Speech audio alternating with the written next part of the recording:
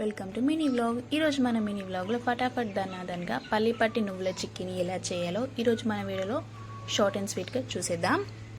నేను చేసే ఈ రెసిపీ వచ్చేసి పర్ఫెక్ట్ షాప్ స్టైల్లో షాప్ టెక్స్చర్ కరకరలాడుతూ భలే క్రంచీగా ఉంటుందండి. సో తప్పకుండా మీరు అందరూ ట్రై చేయాలి ఈ రెసిపీని.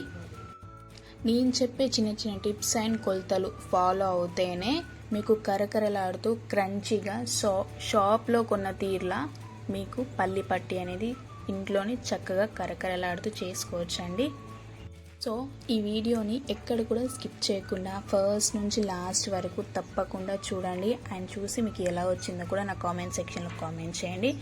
ఈ పల్లి నువ్వుల చిక్కీ లింక్ అనేది నేను కింద రిలేటెడ్ వీడియోలో లింక్ ఇస్తాను.